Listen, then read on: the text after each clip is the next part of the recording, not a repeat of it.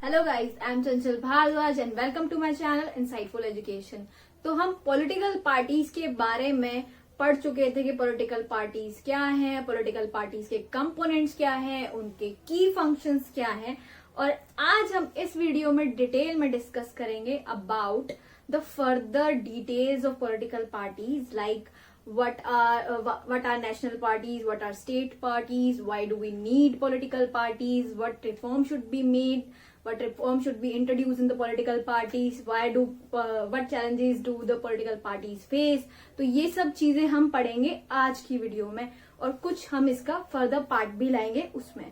तो जो हम पहले पढ़ चुके हैं थोड़ा उसे रिवाइज कर लेते हैं। पहले क्या पढ़ चुके हैं कि पॉलिटिकल पार्टीज के कंपोनेंट्स क्या होते हैं, ठीक है। उसके बाद उसके फंक्शंस क्या होते हैं। फंक्शंस बेसिकली क्या होते हैं, पॉलिटिकल पार्टीज काम क्या करती हैं, क्या काम करती हैं। आप सभी को पता होगा कि वो इलेक्शन लड़ती हैं, वो गवर्नमेंट चलाती हैं, और जो पार्टी जीतती है वो लॉ मेकिंग का काम करती है, और जो पार्टी लूजिंग पार्टी होती है वो अपोजिशन में बैठती है। बाकी वो एक पब्लिक ओपिनियन भी फॉर्म करती है, एक मैकेनिज्म को जनरेट करती है। तो ये सब जो की फंक्शंस होते हैं पॉलिटिकल पार्टीज के वो होते हैं। बाकी अब हम पढ़ लेते हैं कि what is the necessity of political parties. तो चलिए अपने वीडियो को स्टार्ट करते हैं। हाँ जी, तो हमें पार्टीज की क्यों जरूरत है, पार्टीज हमारे लिए क्यों जरूरी है, पॉलिटिकल पार्टीज बेसिकली क्या काम करती हैं जिससे कि वो हमारे लिए जरूरी बन जाती हैं। तो वो क्या काम करती है, सबसे पहले तो हम यही जान लेते हैं कि जो हमने पिछले वीडियो में देखा था कि वो जो फंक्शंस परफॉर्म करती हैं, जो उसके फंक्शन होते हैं वो उसका की फंक्शन, मतलब जो सारे फंक्शन वो परफॉर्म करते हैं उसका की रोल होता है, ठीक है। वो उसका मेन रोल होता है किसी भी कंट्री के अंदर, ठीक है, गवर्नमेंट के अंदर। नेक्स्ट क्या रोल होता है, विदाउट अ पॉलिटिकल पार्टी, अगर पॉलिटिकल पार्टी नहीं होगी, ठीक है, तब क्या सिचुएशन होगी उसको सोचिए। क्या होगा, every candidate in the election, हर एक कैंडिडेट क्या होगा, बिना पार्टी के होगा, ठीक है। जब कोई पार्टी ही नहीं है, हर एक कैंडिडेट बिना पार्टी के होगा। और बिना पार्टी वाला कैंडिडेट क्या कोई मेजर पॉलिसी रिफॉर्म ला सकता है, क्या वो कोई ऐसा प्रॉमिस डिलीवर कर सकता है, बड़ा पॉलिसी प्रॉमिस जो कि वो पूरे कंट्री के लेवल पे मैनेज कर सके, नहीं कर सकता। तो यही सिचुएशन होगी कि जो मेजर पॉलिसी रिलेटेड प्रोमिसेस होंगे वो ना तो करेगा ना ही वो डिलीवर कर पाएगा, ठीक है। और नेक्स्ट, क्योंकि वो इंडिपेंडेंट होगा, उसके पास कोई पॉलिटिकल पार्टी तो है ही नहीं, वो अकेला चुनाव लड़ रहा है, अकेला जीत रहा है, तो अकेला पार्टी कैसे, अकेला कंट्री को कैसे मैनेज करेगा। वो सिर्फ और सिर्फ क्या कर सकता है, एक अकेला इंसान सिर्फ अपनी कॉन्स्टिट्यूएंसी को मैनेज कर सकता है, तो वो वही करेगा। Elected candidate will only be accountable for their constituency, मतलब जो इलेक्टेड कैंडिडेट्स होंगे वो सिर्फ और सिर्फ अपनी कॉन्स्टिट्यूएंसी, अपनी जो उसका एरिया है जहां से उसने चुनाव लड़े हैं, ठीक है, सिर्फ उसी पर ध्यान दे सकता है और वो वही कर पाएगा अगर कोई पार्टी नहीं होगी तो ये पार्टी ना होने की सिचुएशंस हैं। पार्टी होगी तो क्या, पार्टी क्या काम करती है, देखो पार्टी जो होती है, इमरजेंस ऑफ पॉलिटिकल पार्टी, सबसे पहला अगर पॉलिटिकल पार्टी होगी तो वो बड़े लेवल पर मैनेज कर पाएगी, जिससे कि जो इलेक्टेड कैंडिडेट्स, अगर पार्टी नहीं होगी, ठीक है, अगर पार्टी नहीं होती तो सिर्फ और सिर्फ अकेला कैंडिडेट अपनी कॉन्स्टिट्यूएंसी को मैनेज कर पाएगा। लेकिन पूरे कंट्री का क्या, पूरे कंट्री के पास तो कोई ऑप्शन ही नहीं है ना मैनेज करने का। तो वैसा ही no one will be responsible for the whole country, कोई भी पूरी कंट्री की रिस्पॉन्सिबिलिटी तो लेगा ही नहीं, ठीक है। अब emergence of political parties is linked with representative democracy. Emergence of political party, political party की इमरजेंस को किससे जोड़कर देखा जाता है, रिप्रेजेंटेटिव डेमोक्रेसी, माने प्रतिनिधित्व वाली जो डेमोक्रेसी है हमारी, जो लोकतंत्र है, ठीक है, माने जिसमें कि हमारे रिप्रेजेंटेटिव्स हम चुनते हैं, हमारे प्रतिनिधि हम चुनते हैं, उसे बोला जाता है रिप्रेजेंटेटिव डेमोक्रेसी। तो जो रिप्रेजेंटेटिव डेमोक्रेसी है उसको हम किससे जोड़ते हैं, पॉलिटिकल पार्टी से, क्योंकि पार्टीज भी तो वैसे ही बनती है ना। पार्टीज कैसे चुनी जाती हैं, पार्टीज भी रिप्रेजेंटेशन के थ्रू ही चुनी जाती हैं, तो इसीलिए हम उसको उससे जोड़कर देखते हैं। Now political parties gather issues and present these two government. अब पॉलिटिकल पार्टी और क्या काम करती है जिससे हमें उनकी जरूरत है, जो हमारे लोकल इश्यूज हैं, हमारे जो भी प्रॉब्लम्स हैं, हमारे जो भी हम चीजों से डील कर रहे हैं, जैसे कि अब प्रेजेंट सिचुएशन को ले लीजिए, जो हमारा पैंडेमिक फैला हुआ है उसको डील करने के लिए हम सीधा सीधा किसको ब्लेम कर सकते हैं, पॉलिटिकल पार्टीज को, क्योंकि फिलहाल वो ही गवर्नमेंट चला रही है, वही डाटा, उनकी एजेंसीज जो है डाटा कलेक्ट करती हैं, हमें प्रेजेंट करती हैं, गवर्नमेंट के सामने रखती हैं, फिर गवर्नमेंट उन पर पॉलिसी फॉर्मेशन करती है या उन पर कोई भी डिसीजन ले पाती है। तो ये जो इश्यूज हैं, हमारे जो लोकल इश्यूज हैं, जैसे कि ऑक्सीजन की सप्लाई नहीं हो रही थी तो उस पे भी एक्शन लिया गया, ठीक है। तो बाद में बहुत सारी चीजें हुई, वैक्सीन के ऊपर अभी भी चल रहा है इशू, तो वैसी सब चीजें, ठीक है। तो ये जो इश्यूज होते हैं, जो हमारे लोकल लेवल के इश्यूज होते हैं, वो कौन डील करेगा? वो हमारी पार्टीज क्या करेंगी, लोकल इश्यूज को गैदर करेंगी इन्फॉर्मेशन को, और किसको जाकर दे देंगी? गवर्नमेंट को जाकर दे देंगी, और गवर्नमेंट फिर उन पर पॉलिसी फॉर्मेशन करती है, लॉ बनाती है, और जो भी नीडफुल होता है वो एक्शन लेती है। अब अगला क्या है? अगला ये है political parties work as a mechanism to support, restrain the government, make policies, justify और अपोज देम। अब पार्टीज का एक और इम्पोर्टेंट रोल होता है। एक तो होता है विनिंग पार्टी, ठीक है, लेकिन अगर जो पार्टी लूज कर गई उसका क्या रोल है? उसका भी तो रोल होगा ना, उसकी भी तो जरूरत है हमें पॉलिटिकल पार्टी में। तो पार्टी वो क्या करेगी? या तो वो सपोर्ट करेगी, ठीक है, गवर्नमेंट पॉलिसी मेकिंग को, या उसे पॉलिसी बनाने से रोकेगी अगर वो पॉलिसी गलत होगी तो, ठीक है, या फिर जो पॉलिसी है उसे जस्टिफाई करेगी कि पॉलिसी किस बेसिस पर बनाई जा रही है। गवर्नमेंट अगर कोई रूलिंग पार्टी है वो तो उस पॉलिसी को जस्टिफाई करेगी कि हम ये पॉलिसी क्यों ला रहे हैं, हम ये चीजें क्यों करें। जैसे जीएसटी बिल आया तो वो क्यों लाया गया, ठीक है। तो ये सब चीजें, जैसे कि हमारा डीमोनेटाइजेशन किया गया तो क्यों किया गया, तो पार्टीज उसे जस्टिफाई करेगी। लेकिन जो अपोजिशन पार्टी होगी वो क्या करेगी? उससे जवाब मांगेगी, उसे अपोज करेगी। तो यही है अपोज देम, ठीक है। तो रूलिंग पार्टी और पॉलिटिकल पार्टीज में रूलिंग और हमारी अपोजिशन जो नॉन रूलिंग पार्टी है दोनों आ रही है। अभी फिलहाल हम दोनों के फंक्शंस डिस्कस कर रहे हैं, दोनों की नेसेसिटी पर बात कर रहे हैं। अगर हम सिर्फ पॉलिटिकल पार्टी बोलते हैं तो यहाँ विनिंग और लूजिंग पॉलिटिकल पार्टी दोनों की बात हो रही है। लेकिन अगर हम जब गवर्नमेंट में बात कर रहे हैं तो गवर्नमेंट में कौन बैठा है? रूलिंग पार्टी बैठी हुई है, ठीक है। तो जब हम रूलिंग पार्टी की बात करेंगे, लेकिन फिलहाल हम जिसकी बात कर रहे हैं वो हमारी कौन सी पार्टी है? दोनों पार्टीज की बात कर रहे हैं। तो एक और फंक्शन क्या हुआ? इंपॉर्टेंट फंक्शन है हमारा, political parties work as mechanism to support. वो एक मैकेनिज्म की तरह काम करती हैं।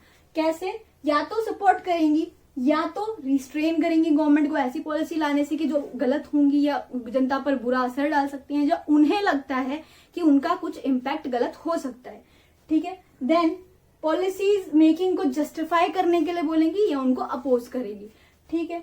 अगला क्या है? Parties fulfil the needs of representative government. तो सबसे बड़ा काम तो यही है, पार्टीज क्या करती हैं? रिप्रेजेंटेटिव गवर्नमेंट की सारी जरूरतों को पूरा करती है। तो हमें पार्टीज की जरूरत ही इसीलिए है। तो पार्टीज एक बेसिक कंडीशन है जिसको जरूरी होना जरूरी है एक अच्छी गवर्नमेंट के लिए, ठीक है। अगर गवर्नमेंट अच्छी नहीं बन पाएगी अगर पार्टीज नहीं होंगी, क्योंकि जो मेन फंक्शंस हैं वो तो हमारे पॉलिटिकल पार्टीज ही परफॉर्म कर रही है ना गवर्नमेंट को बनाने के लिए। तो अगर गवर्नमेंट ही नहीं है तो कैसे, अगर पार्टीज ही नहीं है तो कैसे गवर्नमेंट अच्छे से चल सकती है? तो ये हमारी पार्टीज की जरूरतें हैं, मतलब पार्टीज जो काम करती हैं इसलिए हमें पार्टीज की जरूरत है। तो ये हमारे नेसेसिटी है, हमारी पॉलिटिकल पार्टीज की जरूरत हमें क्यों है? इन रीजंस की वजह से। ये हमारे 7 मेन रीजंस हैं जिनकी वजह से हमें पॉलिटिकल पार्टीज की जरूरत है। आप चाहें तो इनका स्क्रीनशॉट ले सकते हैं, वरना आपको नोट हमारे कमेंट बॉक्स में भी मिल जाएंगे। अब हम आगे बात करेंगे कि पार्टी सिस्टम क्या होता है और कितने तरह के पार्टी सिस्टम्स हैं हमारे इस पूरे वर्ल्ड में। तो चलिए देखते हैं। तो अब एक नया क्वेश्चन हमारे सामने आता है कि चलो पॉलिटिकल पार्टीज तो जरूरी है, ये हमने मान लिया, इसके हमने रीजंस भी पढ़ लिए, लेकिन पॉलिटिकल पार्टीज कितनी होनी चाहिए? कितनी पॉलिटिकल पार्टीज होनी चाहिए? क्या किसी को कोई आइडिया है? क्या कहीं लिखा हुआ है? क्या कॉन्स्टिट्यूशन में मेंशन है? ऐसा तो कुछ भी नहीं है। लेकिन हमें कैसे पता चलेगा कि कितनी पॉलिटिकल पार्टीज होनी चाहिए? देखिए, इंडिया के अंदर कुछ भी ऐसा नहीं है कि कितनी पार्टीज होनी चाहिए या कितनी नहीं होनी चाहिए, क्योंकि हर सिटीजन को एक वोट में, मतलब एक इलेक्शन में पार्ट लेने का फ्रीडम है, ठीक है। हर एक कैंडिडेट अगर चाहे तो वो इलेक्शन में पार्टिसिपेट कर सकता है अबाव अ पर्टिकुलर एज, ठीक है। और वो यहाँ का रहने वाला हो, उसके पास यहाँ का वोटर आईडी हो, वो एक नेसेसरी कंडीशंस होती है, उनके बारे में हम डिस्कस ऑलरेडी कर ही चुके हैं, लेकिन 9th क्लास में पढ़ ही चुके हैं। लेकिन अब एक चीज और हमारे सामने आती है कि कितनी पार्टीज होनी चाहिए, कितनी पार्टीज, क्योंकि इंडिया के अंदर तो अगर मान लीजिए हर एक इलेक्शन कॉन्टेस्ट कर सकता है, हर एक सिटीजन फ्री है, लेकिन अब पार्टीज फॉर्म करने के लिए, पार्टीज चलाने के लिए कुछ एक्सपीरियंस भी होना चाहिए, कुछ होना भी चाहिए कि हाँ हम मतलब हमारे पास कुछ मटेरियल भी होनी चाहिए, मटेरियलिस्टिक थिंग्स भी होनी चाहिए, मनी भी मैटर करता है। लेकिन अपार्ट फ्रॉम ऑल दीज, हमारे जो इलेक्शन कमीशन ऑफ इंडिया है उसके अंदर डू यू नो कि मोर देन 750 पार्टीज रजिस्टर्ड है, पॉलिटिकल पार्टीज 750 से भी ज्यादा पॉलिटिकल पार्टीज हमारे ECI, election commission of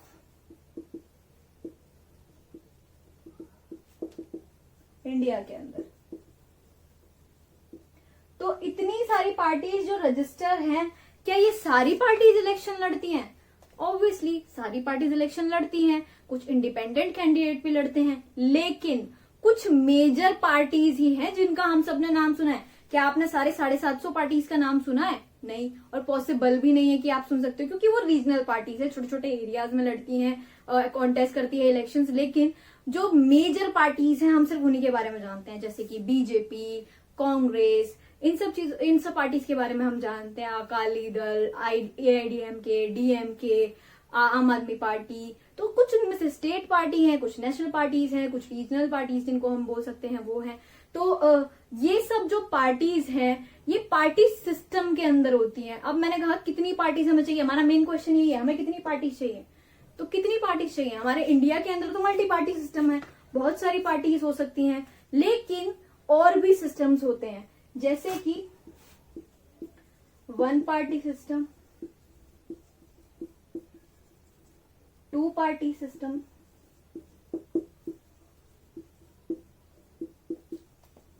and multi party system.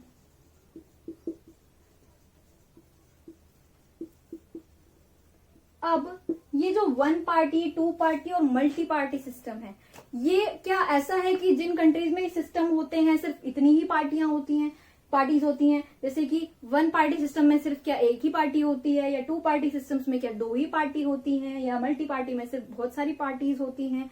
तो ये चीजें कहाँ कब मैटर करती है? देखिए, होती तो हर जगह पार्टीज हैं, जरूरी नहीं है जिस कंट्री में 1 पार्टी सिस्टम हो उसमें 1 ही पार्टी हो, ठीक है। लेकिन मेजरली 1 पार्टी सिस्टम में एक ही पार्टी होती है जिसका बहुत ज्यादा जिसको हम बोल सकते हैं वर्चस्व होता है, वो अपना दबदबा बना के रखती हैं और वो ही लड़ती हैं इलेक्शन। लेकिन और कुछ और भी सिस्टम होते हैं जो वो फॉलो करती हैं। लेकिन 2 पार्टी सिस्टम में क्या 2 ही पार्टी होती है? 2 पार्टी सिस्टम में मेजरली होता क्या है, बहुत सारी पार्टी, जैसे हमारे इंडिया की तरह बहुत सारी पार्टीज होती हैं जो इलेक्शन कॉन्टेस्ट करती है, लेकिन मेजर पार्टीज होती हैं, कुछ ही गिनी चुनी पार्टीज होती हैं जो कि सिर्फ और सिर्फ मेजर रेस टू विन में होती हैं, माने जीतने की रेस में सिर्फ कुछ ही पार्टीज होती हैं गिनी चुनी। तो वैसे ही उसको 2 पार्टी सिस्टम बोला जाता है। अब मल्टी पार्टी सिस्टम जैसे कि हमारा इंडिया में है। अब 1 पार्टी सिस्टम कहाँ कहाँ है? China for example, 2 party system UK and USA, and multi party system का मेजर एग्जाम्पल हमारे तो खुद की ही कंट्री है, इंडिया। अब हम इन सब पार्टी सिस्टम्स को डिटेल में डिस्कस कर लेते हैं, चलिए। तो सबसे पहले 1 पार्टी सिस्टम के बारे में डिटेल में पढ़ लेते हैं। तो 1 पार्टी सिस्टम क्या है? 1 पार्टी सिस्टम, मैंने आपको शायद जब फेडरलिज्म पढ़ाया था तो मैंने ये भी बताया था कि फेडरल गवर्नमेंट और यूनिटरी गवर्नमेंट 2 टाइप की गवर्नमेंट होती है। तो इसमें हम मान सकते हैं कि ये एक यूनिटरी टाइप ऑफ गवर्नमेंट है, ठीक है, जिसमें कि एक ही लेवल ऑफ गवर्नमेंट होता है, दूसरा लेवल है ही नहीं, एक ही लेवल जो है वो पूरे कंट्री को कंट्रोल कर रहा है। तो ये हमारा जो 1 पार्टी सिस्टम है is a kind of unitary system, ठीक है। देन 1 पार्टी सिस्टम बेसिकली क्या होता है? कुछ जो कंट्रीज हैं हमारी, कुछ कंट्रीज में only 1 party system is allowed. कुछ कंट्रीज में सिर्फ एक ही पार्टी को अलाउ है कि वो इलेक्शन कॉन्टेस्ट करे और गवर्नमेंट फॉर्म करे। अब एक बहुत ही मेजर क्वेश्चन यहाँ उठेगा कि जब एक ही रेस करने वाला है, एक ही दौड़ने वाला है, तो वही लड़ेगा और वही जीत जाएगा, दौड़ेगा और जीत जाएगा, ठीक है, दूसरा तो कोई है ही नहीं, ठीक है। तो 1 पार्टी सिस्टम तो यही हो रहा है ना कि एक ही जो रेसर है एक ही रेस लगा रहा है, वही जीत जा रहा है, ठीक है। तो वैसा ही कुछ यहाँ भी हो रहा है। 1 party is allowed to control and allowed to run the government. सिर्फ एक ही पार्टी गवर्नमेंट को कंट्रोल करेगी और एक ही पार्टी गवर्नमेंट को चलाएगी। Then these are called 1 party system. इनको बोला जाता है 1 पार्टी सिस्टम। जैसे कि चाइना में, चाइना को हम PRC means people's republic of China बोलते हैं। ये कम्युनिस्ट देश है, ये कम्युनिज्म का सपोर्ट करता है, यहाँ पर सिर्फ एक ही पार्टी है, ठीक है। Then people are free to form political parties, political parties form कर सकते हैं यहाँ पर लोग, लेकिन क्या होगा, इट डज नॉट हैपन, पर ऐसा नहीं होता है। क्यों नहीं होता है? क्योंकि इलेक्टोरल सिस्टम जो है ना वहां का जो इलेक्टोरल सिस्टम है वो परमिट नहीं करता फ्री कंपटीशन फॉर पावर। वहां पर पावर के लिए फ्री कंपटीशन को परमिशन ही नहीं दी गई है। माने इलेक्शन लड़ने की आजादी है लेकिन पावर में आने की आजादी नहीं है, तो भाई इलेक्शन लड़के करेंगे क्या, ठीक है। तो वहां का इलेक्टोरल सिस्टम, वहां पर पॉलिटिकल पार्टीज बना सकते हैं, लेकिन वो पार्टीज इलेक्शन नहीं लड़ेगी, वो पार्टीज गवर्नमेंट नहीं चलाएगी, तो फिर वो पार्टी बनाने का क्या फायदा है। तो इसलिए वहां पार्टीज बनती ही नहीं है, एक ही पार्टी है जो कि है communist party. Then it is not a democratic option, ये है ही नहीं, वास्तविक में ही नहीं है डेमोक्रेटिक ऑप्शन। डेमोक्रेसी में क्या होता है, आपके पास ऑप्शन टू चूज होता है, ठीक है, ऑप्शन होता है आपके पास बहुत सारे ऑप्शन में से चूज करने का, लेकिन यहाँ पर तो आपके पास ऑप्शन ही नहीं है। यहाँ तो आपके पास सिर्फ एक ही पार्टी है जो कि कम्युनिस्ट पार्टी ऑफ चाइना है, और उसी को आपको चूज करना है, उसी में से आपको कैंडिडेट्स चूज करने हैं। अब it does not allow a fair competition as there is no other party to compete. अब और कोई पार्टी तो है ही नहीं ना कॉम्पीट करने के लिए, कॉम्पिटिशन करने के लिए, तो कहां से एक फेयर कॉम्पिटिशन होगा। जब तक आपके लिए कॉम्पिटिशन ना खड़ा हो, आप तो कॉम्पिटिशन में हो ही नहीं, आप तो अकेले लड़ रहे हो, अकेले जीत रहे हो, तो आप ही जीत रहे हो ना, और तो कोई कंपटीशन में है ही नहीं। आपको तो पता है आपकी जीत पहले से ही डिसाइडेड है कि आप ही जीतोगे। अब यहाँ पर एक मेजर क्वेश्चन और अराइज होता है, वो ये कि चाइना में जब election, political party election contest ही नहीं करती, तो इलेक्शन होते कैसे हैं, ठीक है। तो इलेक्शन बेसिकली वहां कैसे होते हैं, वहां मेरिट बेस पे सिलेक्शन होता है कैंडिडेट्स का, वहां इलेक्शन नहीं होते।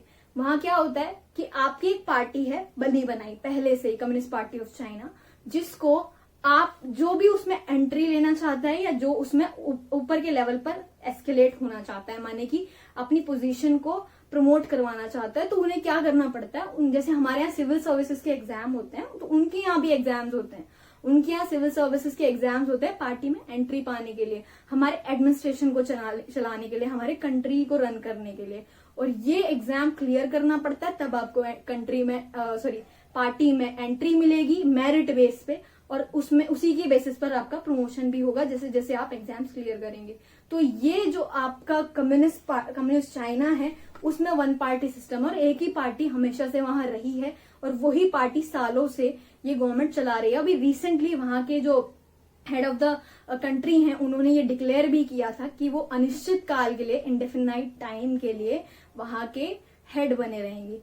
तो ये आप जाकर सर्च भी कर सकते हैं। बाकी हम नेक्स्ट पार्टी सिस्टम के बारे में पढ़ते हैं, जो कि है टू पार्टी सिस्टम। तो टू पार्टी सिस्टम, अब टू पार्टी सिस्टम क्या होता है, टू पार्टी सिस्टम में ऐसा नहीं है कि और पार्टी नहीं होती। तो आप ये दिमाग में मत रखिएगा कि सिर्फ दो ही पार्टी होती है तो दो पार्टी सिस्टम है, मल्टी पार्टी तो बहुत सारी पार्टी होती है, एक पार्टी तो एक ही पार्टी होती है, ऐसा कुछ नहीं है, बहुत सारी पार्टी होती हैं। लेकिन उनमें से सिर्फ दो ऐसी पार्टी होती है, मेजर पार्टीज, जिनमें की पावर आपस में एक्सचेंज होती है। मतलब कभी ये पार्टी जीत जाती है तो नेक्स्ट टर्म में अगली दूसरी पार्टी जीत जाती है। मान लीजिए एक एक्स पार्टी है और एक वाई पार्टी है, तो 5 ईयर टर्म के लिए पहले एक्स पार्टी जीत जाती है, फिर लोगों को नहीं पसंद आता उसका काम तो वो वाई को जिता देती है। तो वैसे तो एक्स और वाई में पावर चेंज होती रहती है, लेकिन जो मेन जो रेस विनिंग पार्टीज हैं, मतलब मेजर रेस विनिंग पार्टीज हैं, वो दो ही होती हैं, इसीलिए इसको टू पार्टी सिस्टम बोला जाता है। जैसे कि कुछ कंट्रीज में पावर जो है यूजुअली दो मेन पार्टीज में चेंज होती है, ठीक है। जैसे कि बहुत सारी पार्टीज और भी होती हैं, several other parties exist, but contest election भी कॉन्टेस्ट करती हैं बाकी पार्टीज, कुछ सीट्स भी जीतती हैं, लेकिन सिर्फ दो मेन पार्टीज ऐसी होती हैं जिनमें सीरियस चांस ऑफ विनिंग होते हैं और मेजोरिटी सीट्स जीतती हैं, ज्यादातर सीट्स जीतती हैं, और वो गवर्नमेंट को फॉर्म करती हैं। तो इसी को हम बोलते हैं टू पार्टी सिस्टम, जैसे कि हमारा यूके में है और हमारा यूएसए में है। अब यूके और यूएसए में क्या है सिस्टम है, देखो यूएसए में हमारी दो पार्टी है, रिपब्लिकन एंड डेमोक्रेट्स, जो हम पढ़ भी चुके हैं, ठीक है। रिपब्लिकन और डेमोक्रेटिक पार्टी हमारी दो पार्टी हैं। नेक्स्ट यूके में भी हमारी दो पार्टी हैं, कंजर्वेटिव एंड यूनियनिस्ट, और दूसरी पार्टी है हमारी लेबर पार्टी। यहाँ और भी पार्टी हैं, जैसे कि स्कॉटिश नेशनल पार्टी है, यहाँ पर भी और पार्टी है, सोशलिस्ट पार्टी है, बहुत सारी पार्टी हैं, लेकिन जो मेजर जो पार्टी है वो यही है, यही जीतती हैं, ठीक है, यही गवर्नमेंट फॉर्म करती हैं और यही जो है बेसिकली एडमिनिस्टर करती हैं हमारे उनके कंट्री को। नेक्स्ट जो हमारा सिस्टम है वो है मल्टी पार्टी सिस्टम। तो अब बात कर लेते हैं मल्टी पार्टी सिस्टम के बारे में। तो मल्टी पार्टी सिस्टम में बेसिकली होता क्या है, बहुत सारी पार्टीज होती हैं जो इलेक्शन कॉन्टेस्ट करती हैं। अब बहुत सारी पार्टीज इलेक्शन कॉन्टेस्ट करेंगी तो बहुत सारी पार्टीज में कुछ के चांसेस तो होंगे ना इलेक्शन जीतकर गवर्नमेंट फॉर्म करने के। तो मान लीजिए कि 10 पार्टीज ने इलेक्शन फॉर एग्जाम्पल, ये जरूरी नहीं है 10 ही पार्टी कॉन्टेस्ट करेंगी, लेकिन 10 पार्टीज ने इलेक्शन कॉन्टेस्ट किया। अब 10 पार्टीज के कैंडिडेट्स, ठीक है, तो कैंडिडेट्स जो हैं एक एक कॉन्स्टिट्यूएंसी से 10-10 कैंडिडेट हैं, ठीक है। तो अब वो जो पार्टीज हैं उनमें से किसी के चांसेस तो ज्यादा होंगे जीतने के, किसी के कम होंगे, और टॉप अगर मान लिया जाए 3 या 4 पार्टीज ऐसी हैं जिनको ज्यादा से ज्यादा सीट्स मिल रही हैं, या तो वो खुद की स्ट्रेंथ पर जीत रही हैं या वो कोलिशन में जीत रही हैं। कोलिशन क्या होता है, जैसे कि हम जब नहीं जीत पाते, जब हमारे पास क्लियर मेजोरिटी नहीं होती, हमारे पास 2/3, जब हम लोकसभा में जब अपनी सीटें रखना चाहते हैं, अपनी सीटें जब हम सरकार फॉर्म करने जाते हैं, तो हमारे पास एक 2/3 बहुमत होना चाहिए, एक 2/3 मेजोरिटी हमारे पास होनी चाहिए। हमारे जितनी भी सीट्स हैं उन सीट्स का 2/3 पार्ट हमारे कैंडिडेट्स की सीट में होना चाहिए, माने हमारे पास इतनी सीट्स हमारे कैंडिडेट्स जीते हो कि वो 2/3 हिस्सा या उससे ज्यादा बन रहा हो हमारी लोकसभा का, ठीक है। तो ये जो 2/3 मेजोरिटी है, कई बार क्या होता है एक पार्टी क्लियर मेजोरिटी नहीं ले पाती, तो वो क्या करती है, कई सारी दूसरी पार्टियों के साथ गठजोड़ कर लेती है, उनके साथ कोलिशन फॉर्म कर लेती है, उनके साथ गठबंधन में आ जाती है, जिसको हम अलायंस बोलते हैं या तो हम उसे फ्रंट बोलते हैं। वैसे ही तो इसको हम मल्टी पार्टी सिस्टम बोलते हैं कि जब बहुत सारी पार्टीज कंपीट करती हैं पावर के लिए और उनमें से कुछ पार्टीज के रीजनेबल चांस बनते हैं जीतने के, और उसके बाद वो या तो खुद की स्ट्रेंथ पर जीते या वो अलायंस में जीते, गठबंधन में जीते, तो उसको हम बोलते हैं मल्टी पार्टी सिस्टम, ठीक है। अब नेक्स्ट क्या है, जो मल्टी पार्टी सिस्टम है ना, वो often appears very messy and leads to political instability. अब इसमें पॉलिटिकल इंस्टेबिलिटी क्यों आती है, देखिए जब हम कोलिशन गवर्नमेंट फॉर्म करेंगे तो क्या होगा, जैसे कि हम फॉर एग्जांपल ले लेते हैं, हमारे यहाँ 3 कोलिशन है, मतलब मेनली हमारे यहाँ 3 कोलिशन गवर्नमेंट्स हैं, UPA, NDA and left front. अब जो हमारा लेफ्ट फ्रंट है उसमें 6 मेजर पार्टीज हैं।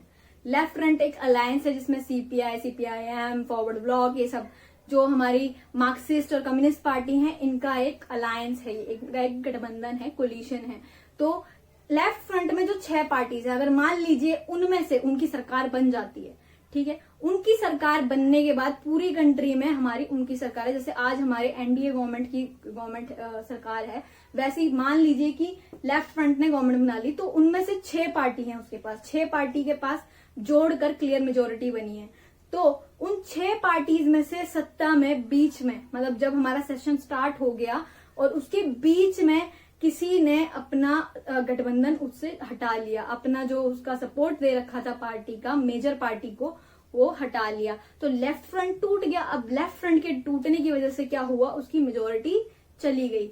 मान लीजिए 545 सीटों में से हमारी 350 सीटें इनके पास थी, ठीक है, लेफ्ट फ्रंट के पास। अब 350 सीटों में से मान लीजिए वो जो एक पार्टी छोड़कर चली गई, ठीक है, वो जो एक पार्टी छोड़कर चली गई उसके पास 150 सीटें थी, ठीक है, उसने 150 सीटों का सपोर्ट दे रखा था, सीट्स का सपोर्ट।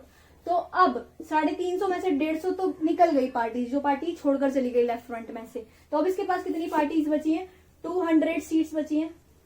अब 200 सीट्स क्या इसका 1/2 होगा, नहीं होगा। तो 200 सीट्स पर 2/3 मेजोरिटी नहीं बनेगी, और जिसकी वजह से सरकार को बीच में इस्तीफा देना पड़ेगा, सरकार को भंग करना पड़ेगा और दोबारा से इलेक्शन कराने पड़ेंगे। तो ये रीजन है पॉलिटिकल इंस्टेबिलिटी का, कि एक स्टेबिलिटी नहीं बन पाती, एक स्थिरता नहीं आ पाती।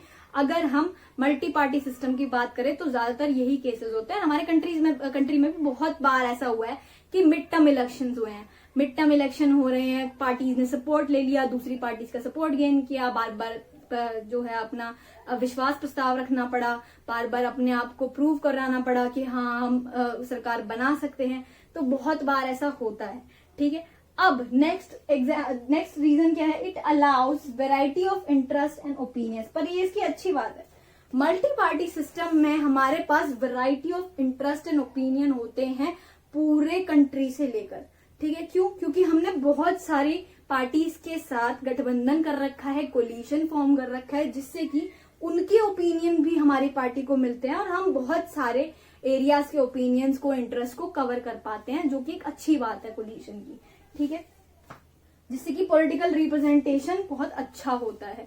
नेक्स्ट क्या है, अलायंस। अब अलायंस मैंने बता ही दिया, अलायंस का मतलब ये होता है जब बहुत सारी पार्टीज कोलिजन में आती हैं। मतलब in this system a government is formed by various parties coming together in collision. इस सिस्टम में बहुत सारी पार्टी जो हैं गवर्नमेंट फॉर्म करने के लिए आती हैं और एक गवर्नमेंट फॉर्म करती हैं बाय कोलिशन, एक गठबंधन बनाकर। तो ये हमारा मल्टी पार्टी सिस्टम के अंदर है। अब हमारे जो यूपीए, एनडीए और हमारा लेफ्ट फ्रंट है, इसके बारे में थोड़ी डिटेल में जान लेते हैं।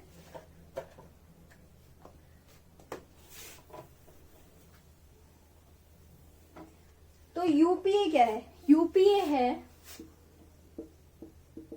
United progressive alliance. At present इसके साथ 12 पार्टीज कोलिशन में है। इसकी जो मेजर पार्टी है वो कांग्रेस, इंडियन नेशनल कांग्रेस है, ठीक है, इससे आपको याद रहेगा। यूपीए हमारी कांग्रेस पार्टी, इंडियन नेशनल कांग्रेस पार्टी का कोलिशन जो है अलायंस सिस्टम है, इसको बोला जाता है यूनाइटेड प्रोग्रेसिव अलायंस। इसमें हमारी 12 अभी मेजर प्रेजेंट 12 पार्टीज हैं जो जुड़ी हुई है, एक इंडिपेंडेंट मान लीजिए तो 11 पार्टीज है, ठीक है। 11 पार्टीज इसके साथ जुड़ी हुई है, तब ये अलायंस बना हुआ है और इसकी मेजर पार्टी इंडियन नेशनल कांग्रेस है। देन हमारा एनडीए, नेशनल डेमोक्रेटिक अलायंस। इसके अंदर एट प्रेजेंट 29 पार्टीज हैं और ये हमारा भारतीय जनता पार्टी, बीजेपी का अलायंस सिस्टम है। ये हमारा बीजेपी जो भी हमारी रूलिंग पार्टी है वो अलायंस में है। खाली बीजेपी इलेक्शन नहीं जीती थी, ठीक है, लेकिन वो अलायंस में है, जिसका अलायंस का नाम है नेशनल डेमोक्रेटिक अलायंस, जिसमें कि 29 पार्टीज जुड़ी हुई हैं और इसका जो मेजर पार्टी है वो बीजेपी है। अब लेफ्ट फ्रंट की मैंने बात बताई दी आपको, इसमें मेजर 6 पार्टीज हैं, सीपीआईएम, और इसकी मतलब मेजर जो party communist party of India है, उसके बाद मार्क्सिस्ट पार्टी और फॉरवर्ड ब्लॉक और बहुत सारी पार्टीज हैं जो इससे जुड़ी हुई हैं। अब हम बात करेंगे कि इनमें से कौन सा सिस्टम बेटर है, तो चलिए जानते हैं इनमें से कौन सा सिस्टम बेटर है। हाँ जी, तो जान लेते हैं कि कौन सा सिस्टम, माने कि 1 पार्टी सिस्टम, 2 पार्टी सिस्टम और मल्टी पार्टी सिस्टम में से कौन सा सिस्टम हमारी किसी भी डेमोक्रेटिक कंट्री के लिए सूटेबल होता है। तो इसका आंसर है कोई सा भी नहीं। क्यों? क्योंकि कोई भी पार्टी, कोई भी country, no country can choose a political party system for itself. कोई भी कंट्री अपने लिए एक पॉलिटिकल पार्टी सिस्टम चूज नहीं कर सकती। क्यों नहीं कर सकती? क्योंकि it evolves during a long period of time. ये जो पार्टी सिस्टम है ना, ये किसी भी कंट्री में एकदम अचानक से नहीं आ गया है, ठीक है, एकदम ऐसा नहीं हुआ कि अचानक से कुछ हुआ और एकदम से पार्टी सिस्टम इमर्ज होकर आ गए, नहीं, ये एक लॉन्ग प्रोसेस होता है, एक सिस्टमेटिक वे में इवॉल्व हुई हैं पार्टीज, ठीक है, शुरुआत से अंत तक इनकी एक हिस्ट्री रही है, ठीक है, तब जाकर वहां पर एक पॉलिटिकल पार्टी सिस्टम बन पाया है। इसीलिए कोई भी कंट्री एक पॉलिटिकल पार्टी सिस्टम नहीं चूज कर सकती। वहां जो पार्टी सिस्टम है फिलहाल, तो वहां उसके रीजंस हैं। क्या रीजंस हैं? Political parties systems depends upon the following factors। कौन कौन से फैक्टर्स पे डिपेंड करते हैं देख लेते हैं। पहला फैक्टर है हमारा सोसाइटी का स्ट्रक्चर ऑफ द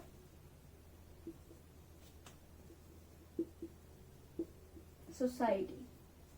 दूसरा है हमारी सोसाइटी की रीजनल डाइवर्सिटी, किसी भी एरिया की रीजनल डाइवर्सिटी, वहां पर किस तरह के लोग रहते हैं, किस तरह की पार्टी सिस्टम को चाहते हैं, किस तरह की गवर्नमेंट को चाहते हैं, वहां पर वैल्यूज क्या क्या हैं, उनको किस तरह की गवर्नमेंट हमें देनी, किस तरह की जो उनकी पॉलिसी फॉर्मेशन करनी है, वो सब।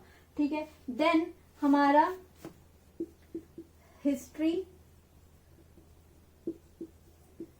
Of the society, societal structure, किसी भी सोसाइटी की हिस्ट्री, किसी भी सोसाइटी की सोसाइटल स्ट्रक्चर की हिस्ट्री, वो भी डिपेंड करता है। देन इलेक्शन सिस्टम वहां का कैसा है। तो ये सब चीजें डिपेंड करती हैं, इन सब चीजों पर डिपेंड करता है हमारा पॉलिटिकल पार्टी सिस्टम। तो क्या हम इन सब चीजों को इग्नोर करके कुछ नया सिस्टम चूज कर सकते हैं अपनी कंट्री के लिए? नहीं कर सकते, बिल्कुल भी नहीं कर सकते। तो हमारे लिए एक ही आंसर इसका निकल कर आता है, no system is ideal for any country. For example हमारे इंडिया का ही एग्जाम्पल ले लेते हैं। इंडिया के एग्जाम्पल में मल्टी पार्टी सिस्टम है। तो मल्टी पार्टी सिस्टम ऐसा नहीं है अचानक से निकल कर आ गया, इसकी एक बहुत लंबी हिस्ट्री है जो आप फर्दर क्लासेस में पढ़ोगे। 12th की एक बुक है, ठीक है, इंडियन डेमोक्रेसी और उसके पॉलिटिक्स के बारे में, उसमें पूरा डिटेल में है। तो जब आप फर्दर क्लासेस में जाएंगे तो उसको डिटेल में पढ़ेंगे। फिलहाल के लिए इतना ही, और अगले वीडियो में हम जानेंगे इस चैप्टर के आगे की डिटेल के बारे में। अगर आपको ये चैप्टर की वीडियो अच्छी लगी हो तो हमारे चैनल को सब्सक्राइब करें, हमारी वीडियो को लाइक करें and do give your valuable feedback. Thank you so much.